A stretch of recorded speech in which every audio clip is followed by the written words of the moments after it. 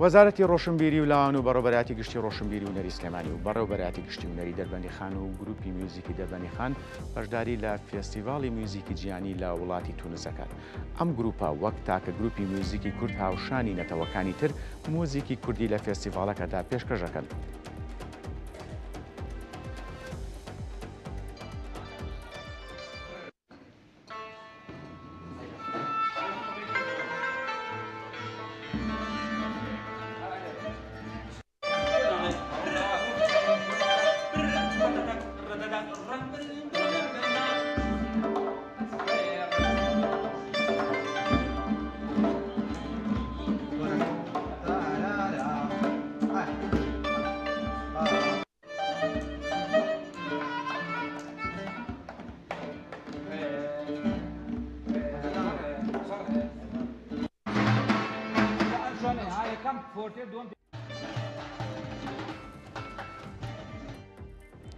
بەڕێز حەسەن حەمەساڵا بەڕێوەبەری گشتی ڕۆشنبیری و هونەری دەربەنی خانم لەگەڵایە بە سوپاسەوە لە دەربەنی خانەوە کە گفتوگۆ لەسەر ئەم بابەتاکەین. کاک حەسەن سڵاو لێبێ، سوپاس کاتی خۆت بە ئێمە بەخشی.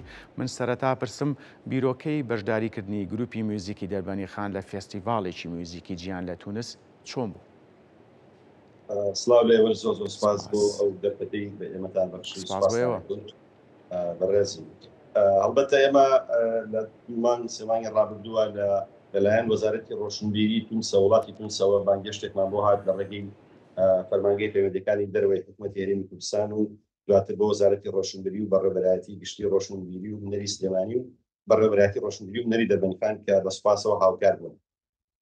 ئەم فستیڤاڵێکی مۆسیقای جیهانیە، پیپی مۆسیقای دەربەنی خان کە بە سپۆنسەری ئێمە بەڕێوەبەرایەتی ڕۆشنبیری و نەری دەربەنی خان بەشدار ئەبێت تاکە گروپی کوردیە کە لەو فستیڤاڵە بەشدار ئەبێت لە ڕۆژی 25 تا 29 فستیڤاڵە بەردەوام ئەبێت. باشە. کاک حەسەن بە چەند بەرهەم بەشداریتان کردووە؟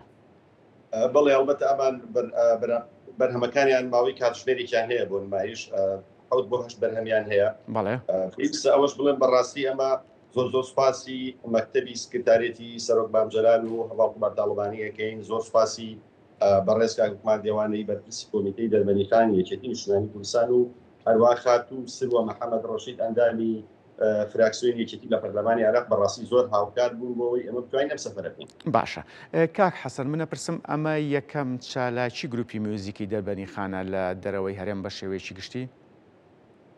نەخێر، ئەمە دووەم چالاکی لە جای ساڵی پێران واتە ساڵی 2023 بەشداریان کرد لە فستیڤاڵێک لە ڕۆژهەڵاتی کوردستان و شاری مەریوان، فستیڤاڵی مۆسیقای زرێبار. بەڵێ. کاک حەسەن بەپێی زانیاریەکانی لای بەڕێستان جگەل لە کورد چەند وڵاتی تر بەشداری لەم فێستیڤاڵەیە ئاکات؟ بەڵێ هەڵبەتە ئەوەی کە بە ئێمە وتراوە وڵاتی مەغریبە، وڵاتی جەزائیرە، ئەوەی کە بە ئێمە وتراوە وڵاتی فەڕەنسا و میسر و کۆمەڵی گروپی ناوخۆی تونسیشە، بەڵام بەڕاستی معلوماتی ئەوم نیە، زانیاری ئەوم نیە چەند وڵاتە بەس ئەوەی بە ئێمە وتراوە کۆمەڵی وڵات بەشدار. بەڵێ. کەواتە کاک حەسەن خەڵاتیشی تایە چێبڕجێر هەیە لەسەرەوەی چێپلەی یەکەم بەدەزێنێ چێپلەی دووەم بەدەزێنێت؟ تەسەور ناکەم ئەوەی تیا بێت.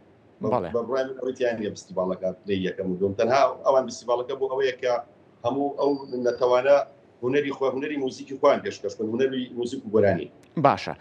کاک حەسەن منە پرسم تا چەند گرنگە کللتور و هونەری ئێمەی کورد با وڵاتان بناسێنرێ بە شێوەیەکی گشتی؟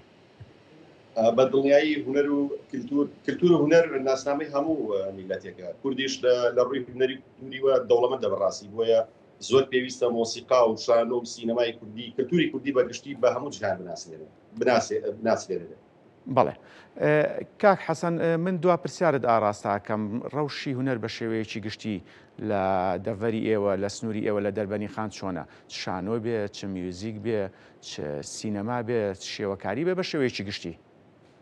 بەڵێ بارودۆخی هونەر بەگشتی لە دەربەنی خانە بارودۆخی باشە، بەڵام ئەم قەیرانەی چەند ساڵێکە هەیە بەڕاستی کاریگەری کردوتە سەر هەموو بوارەکانی هونەر و کللتور بەگشتی.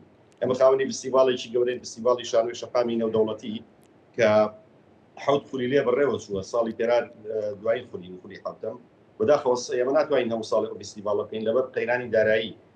ئەم ساڵ هیواداری بتوانین ئەو فستیڤاڵە بەڕێوە بێت. بەڵێ. ئێمەش بە هیواین بەڕێز حەسەن حەمەساڵح بەڕێوەبەری گشتی ڕۆشنبیری و هونەری دەربەنی خان سوپاس ڕاستەخۆ لە دەربەنی خانی ئەزیزەوە لەگەڵمان بوون سەرکەوتو بنوە کەمیشە.